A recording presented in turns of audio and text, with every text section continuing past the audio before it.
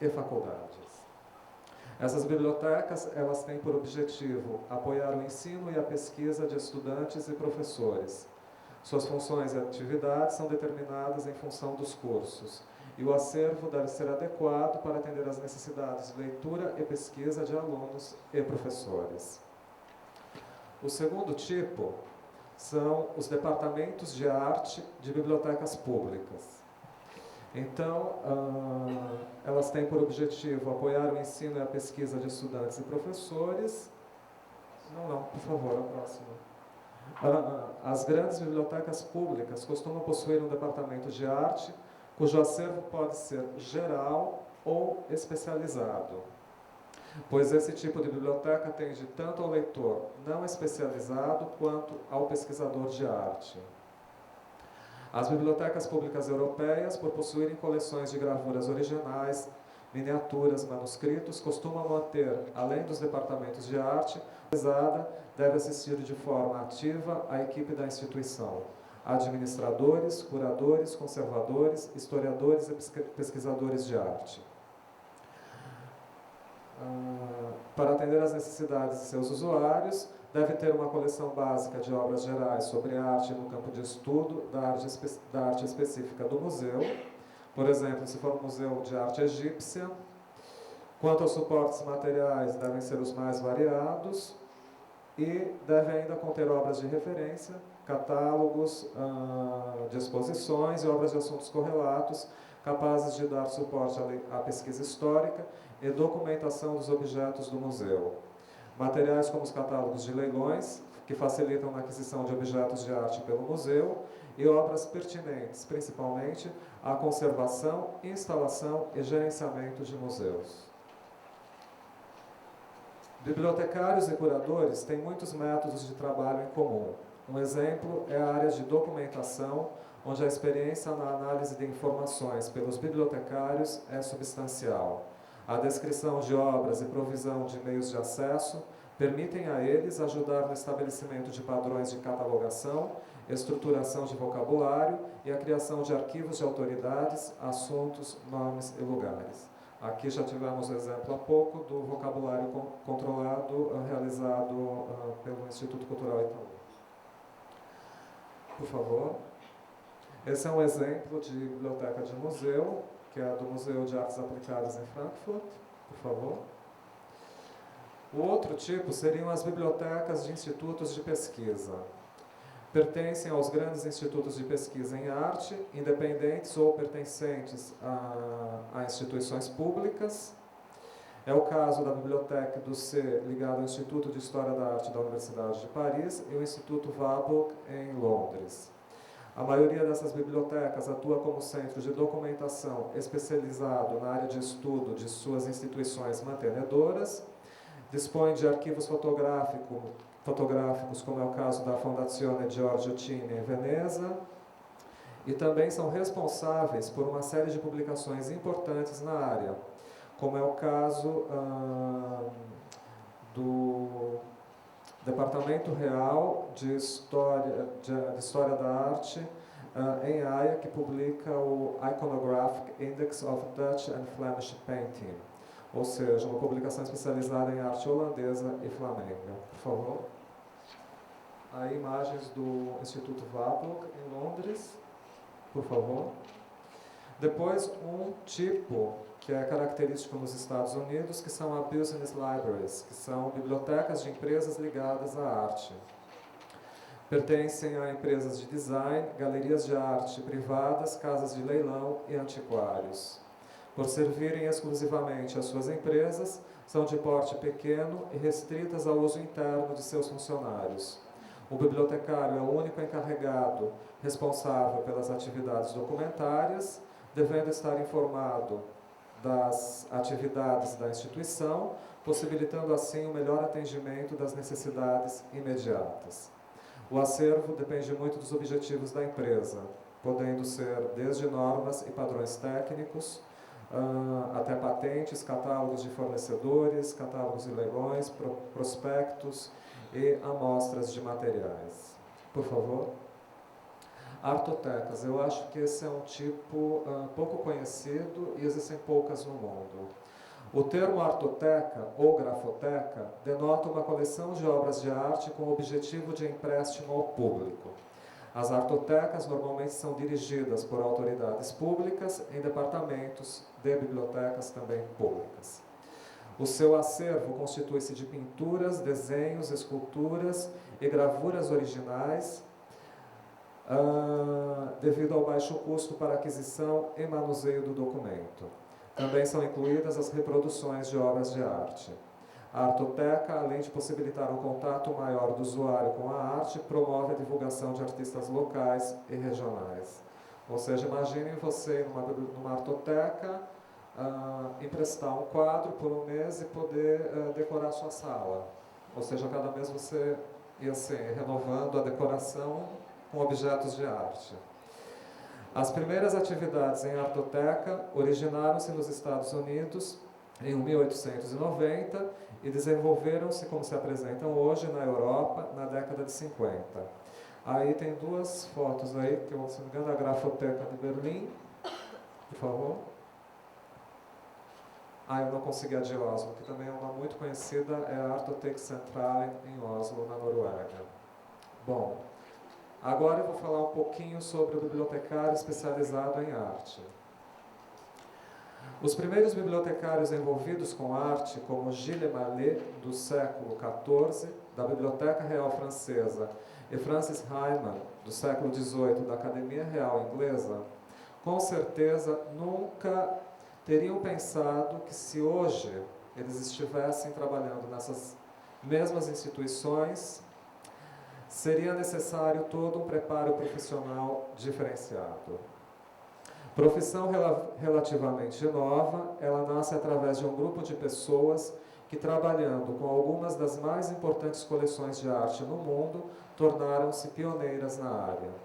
A habilidade partilhada por elas, por meio de suas publicações, tornaram a biblioteconomia especializada em arte uma profissão, não só para a atualidade, como para o futuro. Por favor. Desde 1969, existem nos Estados Unidos cursos regulares de biblioteconomia especializada em arte, e cujos moldes foram adotados mais tarde por outros países. O Estatuto da ARLIS, Art Library Society, no Reino Unido, de 1973, coloca o bibliotecário especializado em arte como um bibliotecário profissionalmente qualificado, cujos estudos tenham incluído literatura e biblioteconomia em arte e design, e que possua também uma ou mais qualificações formais relevantes na área de artes. 10 anos mais tarde, por favor, a ARLIS norte-americana reformula seu estatuto em 1983, no qual a marca de um bibliotecário especializado em arte é o seu diploma em biblioteconomia, que o capacita a usar de seu conhecimento técnico e bibliográfico necessário para dirigir as funções básicas de uma biblioteca. Porém, além disso, um bibliotecário especializado em arte deve ter conhecimento da literatura básica, das principais fontes de referência, de índices primários e serviços de resumos, de fontes da comunidade e sistemas de redes em arte. Pelo Estatuto americano, é recomendado ao bibliotecário especializado em arte ter um diploma em História da Arte, Belas Artes, Design, Arquitetura ou em Humanidades e demonstrar competência e interesse na área. Ele deve ter conhecimento dos períodos, escolas, estilos e movimentos da história da arte e um conhecimento das técnicas artísticas. Certas carreiras em biblioteconomia especializada em arte requerem do bibliotecário um título em História da Arte ou no assunto-chave coberto pela biblioteca. É importante lembrar que muitos dos bibliotecários competentes nessa área não possuem tais diplomas e sim uma larga experiência profissional. Por favor. Por meio destes dois estatutos, percebe-se que o bibliotecário especializado em arte tem, como outros bibliotecários especializados, uma responsabilidade muito maior que a do generalista, porque o seu conhecimento profissional é, apesar da sua constante renovação e refinamento técnico, somente um meio para um fim e não um fim em si mesmo. Ele deve ter uma lealdade dupla para com sua profissão de bibliotecário e para com o campo de estudo da arte. Por favor. Bom, um outro aspecto desse universo são as associações de bibliotecas de arte. Por favor. A partir da década de 60, começam a formar-se as associações de bibliotecas de arte, inicialmente no Reino Unido, quando surge a ARLIS, fundada por Trevor Fawcett em 69, tendo como propósito promover a biblioteconomia especializada em arte e atuar, em particular, como um fórum de intercâmbio de informação e materiais. Inspirada na ARLIS britânica, é fundada em 1972 a ARLIS norte-americana, e em seguida outros países seguem este movimento, o caso da França, Noruega, Austrália e Nova Zelândia. Em Sussex, em 1976, por favor, ocorre a primeira Conferência Internacional de Bibliotecários Especializados em Arte na Universidade de Brighton. As organizações presentes propuseram então unir-se à IFLA. Em 77, criou-se a Round Table of Art Libraries, liderada por Jacqueline Viau. Em 81, esta mesa torna-se uma seção da IFLA Special Libraries Division, e em 83 passa a atuar como uma seção independente, contando com um comitê diretor, secretário e tesoureiro. Essas associações contribuem valorosamente com suas publicações, como é o caso do Art Libraries Journal, publicado pela ARLIS Reino Unido, e com a promoção de encontros, debates e congressos. Por favor. E no caso do Brasil, nós temos a Redarte Rio em 1995 e a Redarte São Paulo em 1998. O ideal de uma cooperação internacional pode até certo ponto ser utópico, mas seria possível desde que fossem criados em cada país centros de documentação de arte em níveis nacional e regional. As bibliotecas regionais se responsabilizariam pela documentação de artistas locais e as nacionais controlariam, administrariam e assistiriam aquelas por meio de bases de dados e controle bibliográfico. Por favor. Segundo Passey, as bibliotecas de arte de cada país têm uma responsabilidade dupla: prover toda e qualquer informação solicitada sobre a arte de qualquer parte do mundo e assegurar que a arte de seu próprio país esteja sendo coletada e documentada da forma mais completa possível e que toda a sua documentação esteja disponível e acessível. Para encerrar, eu deixei essa citação do Passey. Nós sabemos que a arte tem o poder de modificar a vida e mudá-la para melhor. Nós sabemos que a arte nos dá o poder de colaborar com a sua própria criação, modificar o mundo no qual vivemos e modificá-lo para melhor.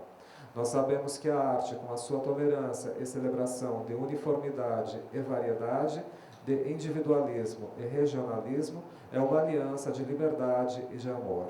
E nós sabemos que o que tem se obtido com as artes no decurso da história humana é o melhor de nós mesmos e constituem um argumento poderoso a favor da humanidade. Muito obrigado.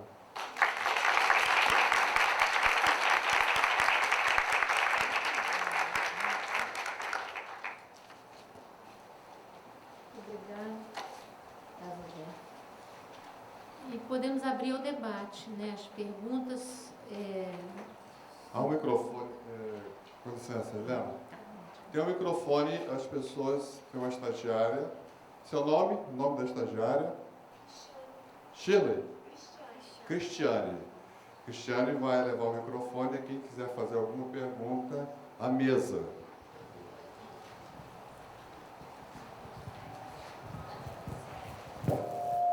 Meu nome é Cristina Paiva, sou bibliotecária da Biblioteca do Centro Cultural Justiça Federal. Gostaria de pergunta ao Carlos Alberto.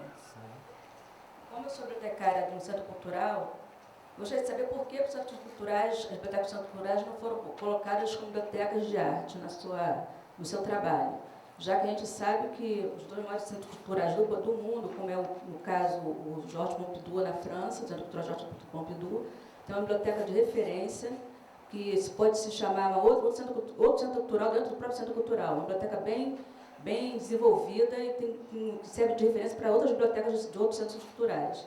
E tem a biblioteca do Centro Cultural do CSP, que é o Centro Cultural São Paulo, que também bem estruturada dentro da nossa realidade no Brasil.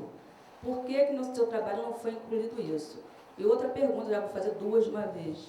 Tá. Em relação às artotecas, qual é a diferença delas com uma locadora de obras de arte? Por que elas são consideradas bibliotecas? Porque, pelo que eu vi ali, não me parece uma biblioteca, me parece uma locadora de obras de arte.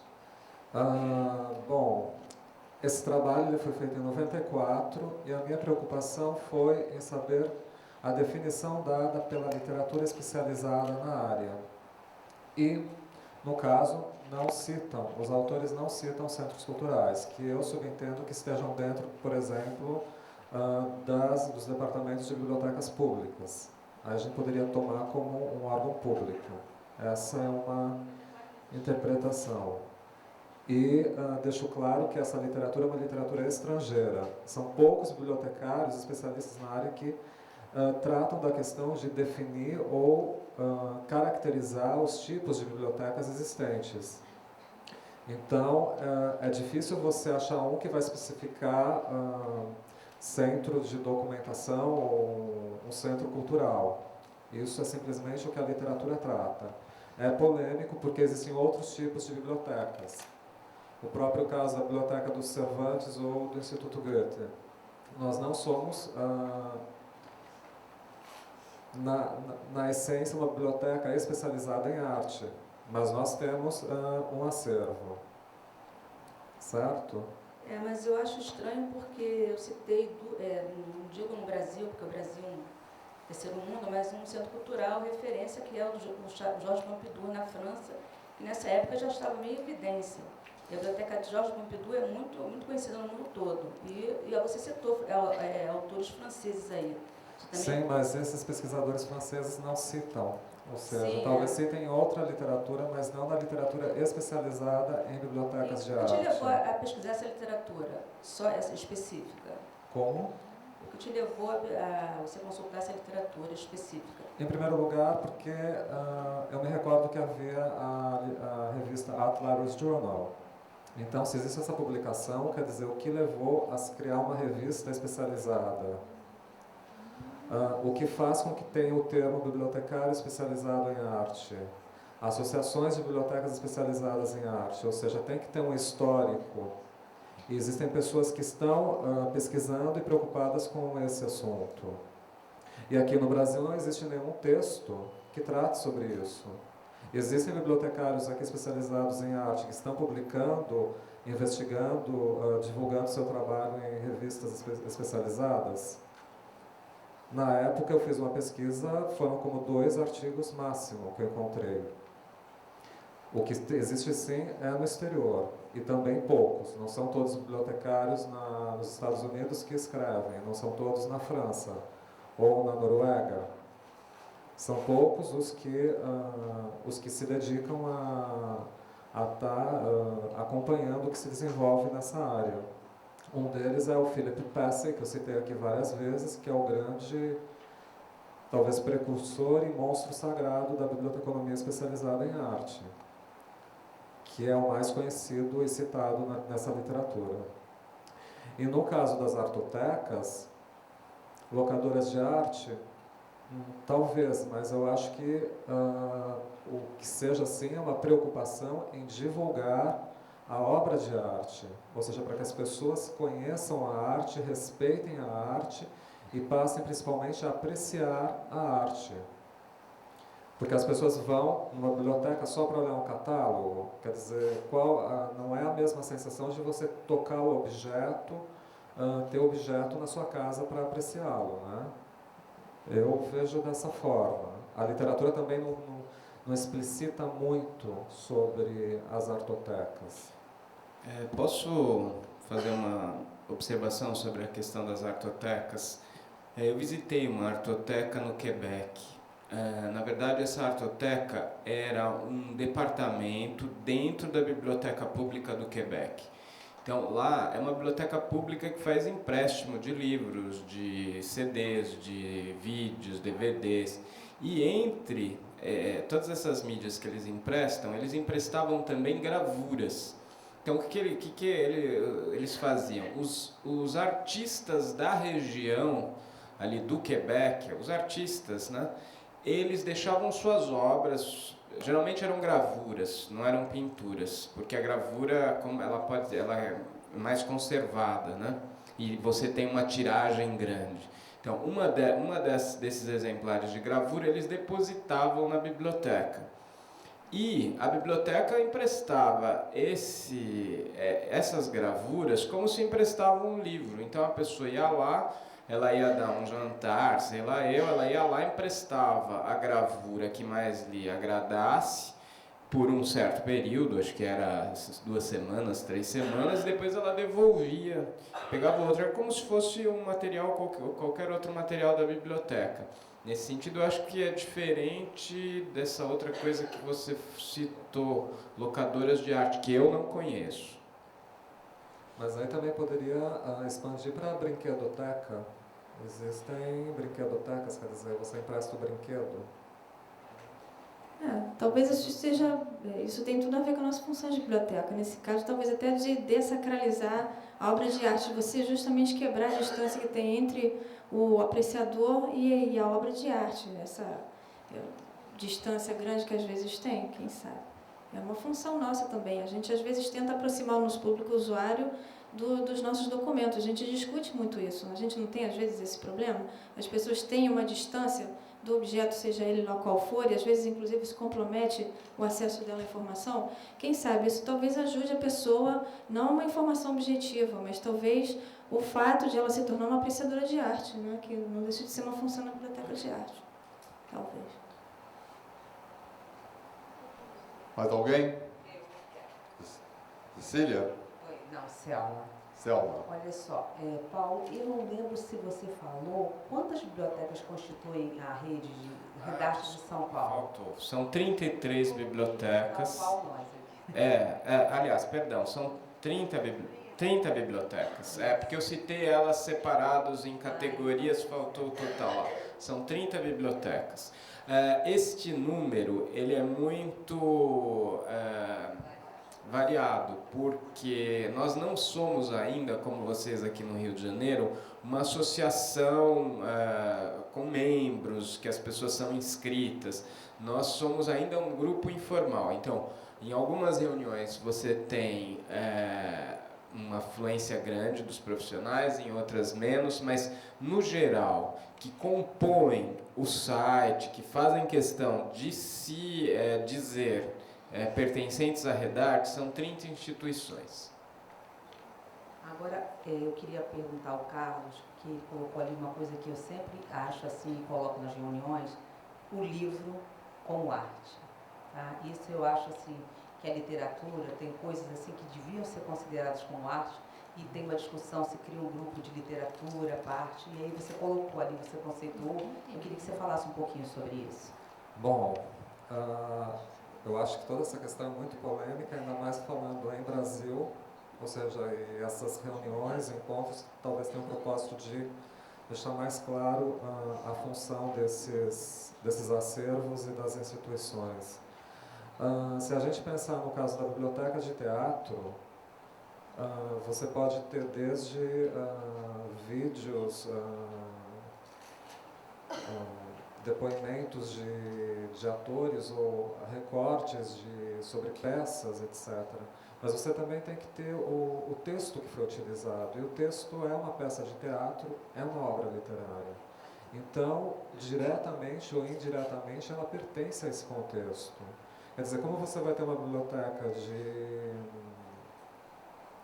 especializada em arte, que seja em pintura, se você não tiver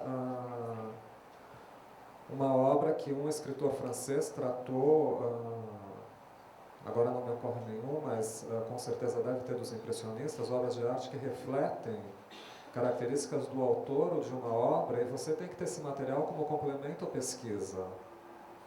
Então, você não pode ter simplesmente catálogos de exposições de arte ou somente catálogos específicos com a reprodução da obra do artista. Quer dizer, existe todo um entorno que pertence.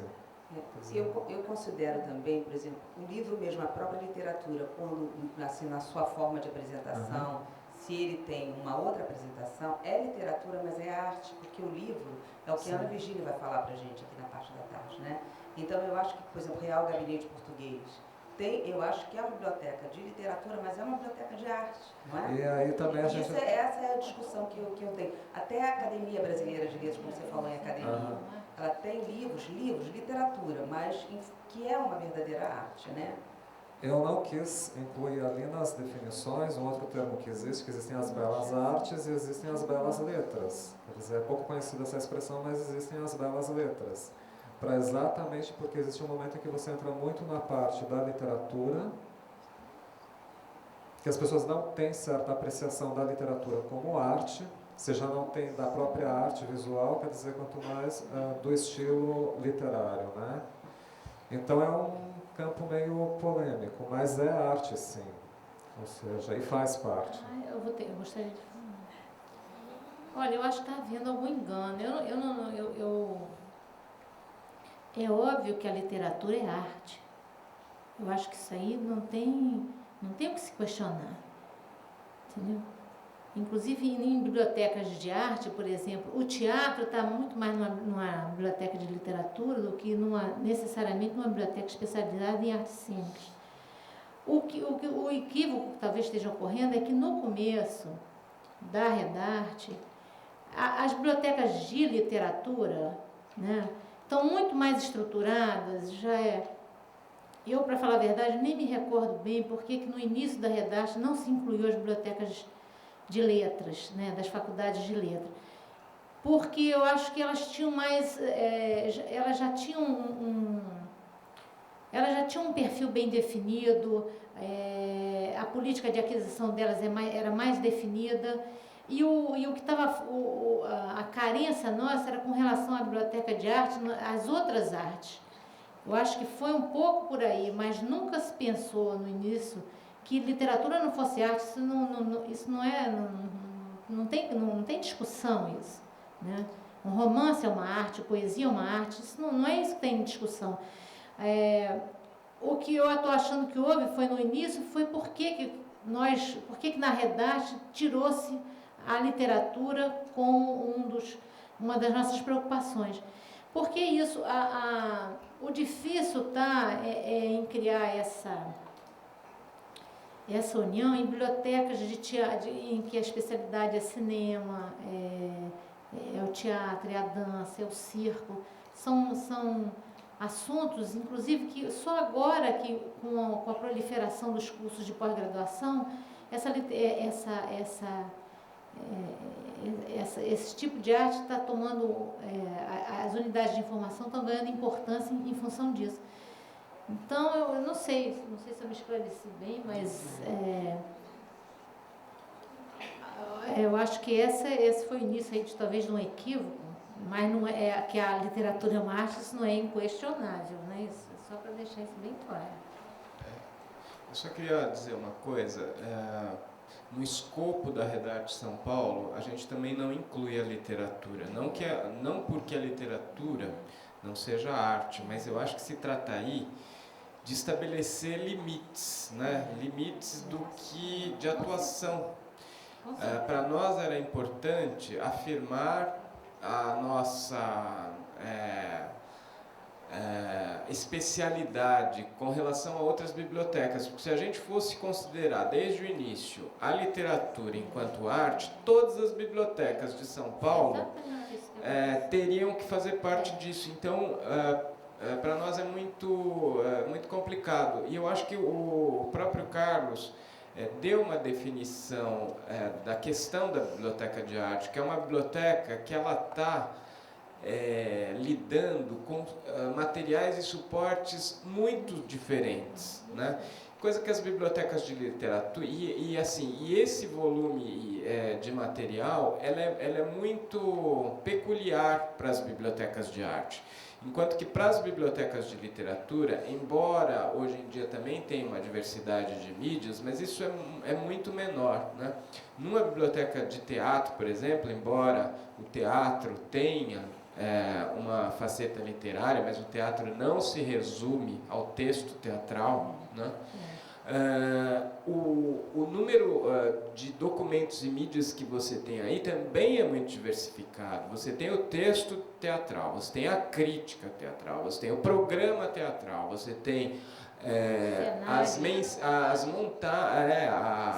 fotos das montagens, enfim. Dos cenários. Então, e um bibliotecário que vai lidar com esse tipo de material, ele tem que estar preparado para abordar essas mídias de forma diferente, né? Saber abordar um programa de teatro não é a mesma coisa como abordar um livro. Você tem que extrair dali outro tipo de informações e tem que estar atento, porque o seu usuário pode precisar de alguma coisa que, se você catalogou aquilo como um livro, você não vai poder dar as respostas para ele, né? Então, por isso, eu acho que é necessário a gente ter essa limitação de campo para que a gente possa avançar, porque se a gente ampliar o escopo, aí fica muito difícil trabalhar.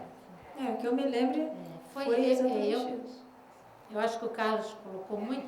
Não, o Paulo respondeu muito bem.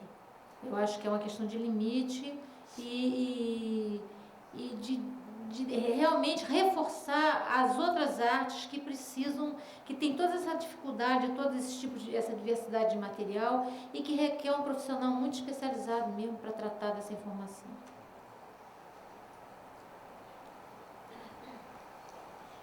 Mais alguém? Meu nome é Fernanda, sou estudante de Biblioteconomia da UFMG. A minha pergunta é para a Isabel. Isabel, como se faz para ingressar na Redarte Rio? Quem ingressa na Redarte são as instituições, na realidade. Nós não temos pessoas físicas filiadas à Redarte.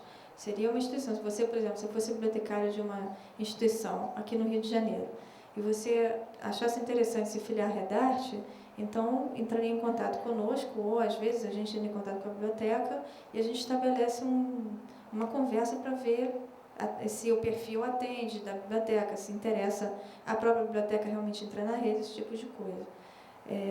Não sei se existe alguma ideia lá em Minas de se fazer algo parecido. Tomara, né?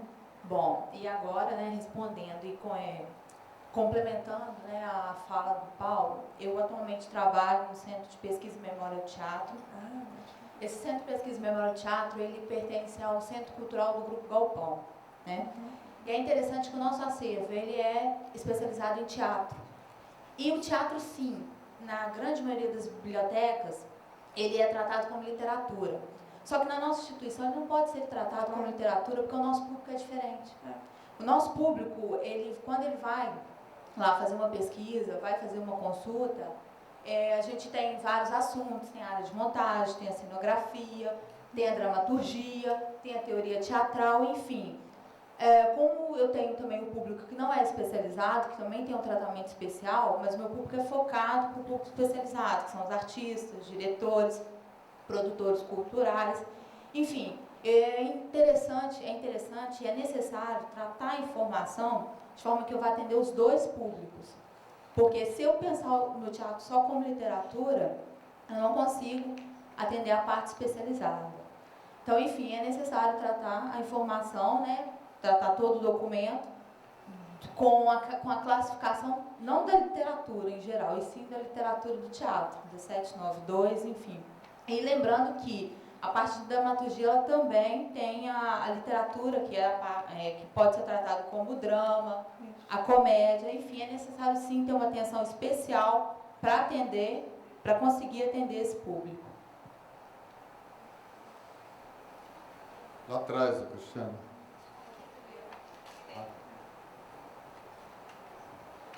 Oi, boa tarde, Lígia Baixão.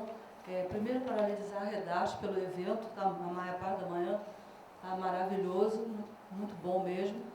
E queria fazer duas colocações. A primeira em relação à artoteca. Eu tive a oportunidade de mediar uma apresentação do chefe da biblioteca do município de Lyon, na França, no colóquio França-Alemanha, há uns 3 anos atrás, foi na Bienal do Livro, acho que foi em 2005 ou 2004, foi organizado pelo CRB7, lá na Bienal do Livro, no Rio Centro. E o chefe da biblioteca de Lyon falou, uma das coisas que ele falou foi interessantíssima a palestra. Ele dizia que na biblioteca de Lyon, eles fazem empréstimo de obras de arte. Né? Lembram disso? Quem estava lá lembra disso. E foi muito interessante. Eu acho e recomendo que quem quiser, entra no site da Biblioteca de Lyon, se cadastra, porque eu fiz isso, que eu era mediadora, e até hoje, mensalmente, eu recebo um boletim sobre o que acontece na biblioteca. Eu me cadastrei naquela época e mensalmente eu sei o que acontece. No inverno, no verão, tem eventos interessantíssimos e é bem legal. Então, é uma coisa que acontece fora do Brasil. Né? No Brasil, eu pelo menos não tenho notícia. E uma outra colocação que eu achei bem interessante em termos da nossa profissão é a questão de um novo nicho de mercado, de trabalho, que é a questão das galerias de arte e leilões para o trabalho do bibliotecário. Eu não tenho notícia de que tenha bibliotecário participando de montagem de catálogos de leilões e galerias de arte, e é uma área que a gente tem que começar a entrar, né? Isso aí. Obrigada. Tem uma pessoa lá atrás.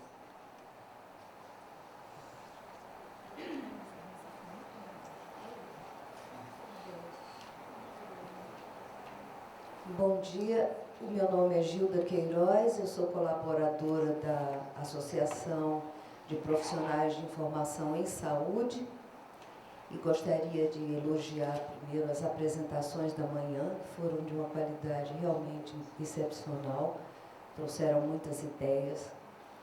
E eu vou, desculpa, mas eu vou me afastar bastante da discussão que estava vendo e vou voltar a um comentário feito por Isabel, de que um dos objetivos da Redarte e da Redarte Rio e Redarte São Paulo, de aproximar os profissionais.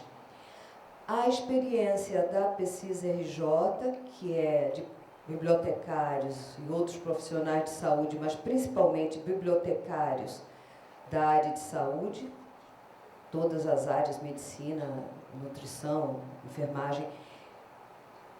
Nós chegamos à conclusão, depois de analisar toda a trajetória da associação, mas analisando principalmente as transformações da biblioteconomia depois do advento da internet, que realmente o maior,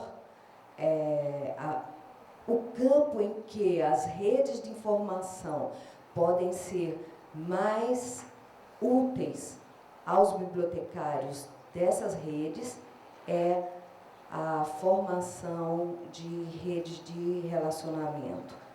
Essa questão da quebra do isolamento, como disse a Isabel. Então, eu gostaria de que vocês talvez ampliassem essa discussão para que as pessoas presentes pudessem avaliar mais objetivamente o que é que elas conseguem como retorno em participar de uma rede dessas, e que não é um retorno não é um retorno talvez palpável, mas na experiência de vocês, o que é que vocês têm observado como capacitação ou em outras áreas, o que é que se tem tido como retorno nessa participação? Vou falar primeiro, talvez eles... bom, o que eu vejo, o que os meus colegas veem, é que isso é como se fosse uma cebola. Você tem muitas camadas nessa integração. Eu me lembro uma vez que eu fui visitar uma biblioteca, que é da Redarte, mas eu acho que eles não têm mais, talvez, o perfil, enfim, eles não estão lá muito muito ligados. E fui visitar para conversar, saber por que eles não estavam indo às reuniões, enfim, ver se é que não tinha mais um bibliotecário lá, aquela questão de que não tem gente suficiente e tudo mais. E a moça, a bibliotecária que me atendeu, ela um pouco nervosa, não sei se ela achou que eu estava comendo alguma coisa, ela me disse, mas nós temos que ter uma grande base de dados sobre o assunto, senão para que tem a rede? Aí eu pensei, gente, será que ela entendeu o que é o trabalho dela? Porque, é lógico, ninguém pode negar que a gente precisa de base de dados, de informatização, todas essas coisas, óbvio, são ferramentas que a gente precisa, que são poderosíssimas, etc, etc. Mas isso é ferramenta. Antes de você conseguir implantar uma coisa dessas, você tem que ter a base, como eu falei. O cimento disso aí, a base disso aí, primeiro é você ter muito bem definido o que você quer fazer, e depois é você ter um relacionamento com as pessoas com quem você trabalha, dentro da sua biblioteca e fora da sua biblioteca. Então, se você consegue fazer uma base de dados, um vocabulário controlado, uma coisa, ótimo, as redes também existem para isso, né? Mas isso é uma das questões. A outra questão, porque a gente às vezes, talvez, é aquela pressão do resultado. Ela disse, mas o meu chefe quer saber isso. Aí eu pensei, bom, de repente alguém está cobrando o chefe dela, essas coisas que a gente passa no nosso dia a dia. Às vezes as pessoas não conseguem ter uma visão um pouco maior, porque elas são atropeladas pelo dia a dia, né? Então elas só veem essa dimensão utilitária que, óbvio, ela tem que existir na biblioteca, porque a gente tem que dar acesso à informação e é para isso que essas ferramentas existem. Mas isso tem que ser cercado desse resto. Então, outro dia eu estava até falando, às vezes a gente não consegue, aquela frase que diz que o ideal é inimigo do bom. Né? Se você não vai desistir de uma rede porque você não tem uma base de dados XYZ, você não entendeu o que é uma rede. E, aliás, você não entendeu o que é o seu trabalho de bibliotecário. Na minha opinião, eu sou uma intérprete, eu sou um canal, né? Entre o mundo, que é uma profusão de informações, de dados, uma coisa muito confusa, e uma pessoa que precisa chegar naquilo ali. É para isso que eu existo, eu estou no meio. Se você não vai usar uma base de dados para isso, você vai usar outras coisas, que é o que a gente faz na Redarte. Então, você dialoga de diversas formas com seus colegas de outras bibliotecas, você aprende mais sobre a sua própria biblioteca em contraposição ao que você vê em outras bibliotecas, né? Daí essa questão de você abrir a cabeça, de você ver outras coisas, isso sem dúvida nenhuma enriquece você como pessoa, como profissional, certamente vai refletir no serviço de informação que você vai oferecer, isso não há dúvida nenhuma. Eu sei disso por experiência própria e eu vejo que isso acontece com todo mundo na rede. Foi aquilo que eu falei, a gente se encontra há 12 anos. Eu não tenho gente na minha biblioteca para ficar passeando, indo em reunião que não tem utilidade. Se eu e todos estamos há 12 anos juntos, é porque a gente sentiu a importância disso. Eu tenho certeza que, depois desses 12 anos, nossas bibliotecas são outras. E nós somos outros. E, consequentemente, a qualidade de serviço que a gente vai fornecer é outra. Amanhã, quando vier um estagiário para eu ajudar a formar na minha biblioteca, eu vou formar essa pessoa de outra maneira, que vai formar outras pessoas de outras maneiras, que vai disseminar essa melhoria, essa abertura em outros serviços de informação. Isso, olha, eu poderia falar de vários aspectos benéficos, tem os aspectos, como eu falei, da biblioteca que entrou na Redarte, mas não tinha um bibliotecário, eles queriam muito entrar, eles conseguiram através da Redarte. Porque a instituição a qual a unidade pertencia viu a importância disso e resolveu investir. A gente tem que cantar loas a essas criaturas, porque nem sempre eles enxergam coisa nenhuma. Mas, em todo caso, eles enxergaram. Qual é o benefício que isso vai ter? Isso é óbvio. Então, você tem muitas camadas de benefícios quando você tem redes. Não é só o benefício que a gente normalmente pensa em primeiro lugar, por uma questão do dia a dia, que é o benefício tecnológico. Né? Tem muitos outros mesmo. Eu diria que, se nós, digamos, entre aspas, perdemos 2 ou 3 bibliotecas nesses 12 anos, foi muito. E considerando a precariedade com que a gente trabalha em termos de recursos humanos, você dedicar uma pessoa para sair, nem que seja uma vez ou 2 por mês, para se dedicar a isso, né? A gente sair para fazer um seminário como este, que deu muito trabalho, todo mundo aqui sabe o trabalho que dá, né? Então é porque vale a pena, vale muito a pena, de diversas formas.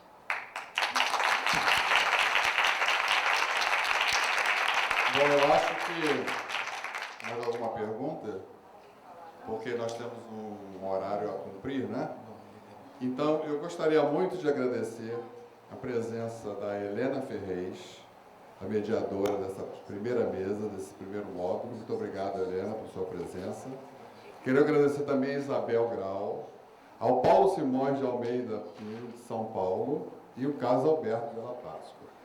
Eu queria dar um aviso a vocês, que nós vamos sair para o almoço, mas informando que tem uma venda de produtos da Redarte.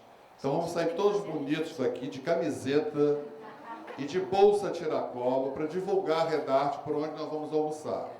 E que vamos voltar aqui às 14 horas com o segundo módulo, e vamos voltar muito bem, porque a gente vai voltar com a mediadora Dolores Pérez e com os palestrantes Ana Virgínia Pinheiro, Maria Célia Sobia e João Luiz Vieira. Agora a Redarte também está sugerindo para a gente ir de camiseta e bolsa aos seguintes restaurantes. O Beterraba, aqui na Rua da Alfândega, o nome é extremamente sugestivo. Grill 22, no 1º de março, deve ser o número 22.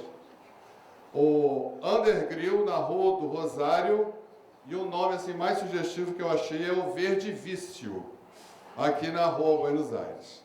Um bom almoço, obrigado a todos, e 14 horas estaremos aqui de volta, ok? Até já.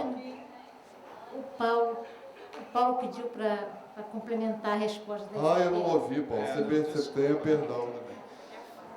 É a sobremesa. É rapidinho. A única coisa que eu queria dizer é que é muito importante trabalhar em rede, principalmente para a gente não se sentir só, né? Porque é aquilo, os benefícios, a Isabel falou muito bem na palestra dela, que os benefícios de você participar de uma rede, eles são, na verdade, imateriais, né? Você não vai sentir isso materialmente, mas eles são imateriais. Só o fato de você poder indicar para o seu usuário, com certeza, onde ele vai poder achar o material que ele não acha na sua biblioteca, isso já está cumprindo o seu papel. Se você não participasse dessa rede, se você não tivesse essa rede de relacionamentos, isso não aconteceria, né? Eu acho que assim, a evolução da Redarte, pelo menos a de São Paulo, ela é muito lenta. Nós vamos fazer 10 anos o ano que vem. Quem sabe a gente consiga fazer um encontro, o terceiro encontro lá em São Paulo no ano que vem, por conta desses 10 anos. Vamos ver. Preciso conversar com meus colegas lá. Mas a gente caminhou muito pouco. Aí eu tive a oportunidade, como eu falei, de ir para a IFLA em Buenos Aires, onde teve várias palestras na seção de artes, várias palestras de bibliotecas de redes latino-americanas de arte. E tem muito poucas. Tem uma começando no México, uma em Cuba, alguma coisa fazendo em Buenos Aires.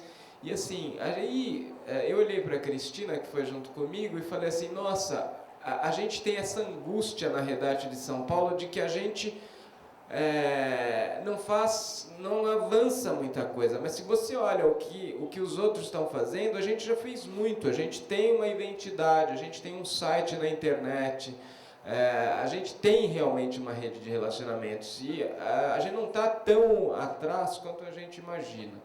Então, eu acho que o caminho é esse. É lento trabalhar com a diversidade, é difícil, tem muitos obstáculos, mas eu acho que vale a pena. Obrigado e desculpe. Obrigado a você, Paulo. Então, até às 14 horas para o segundo módulo.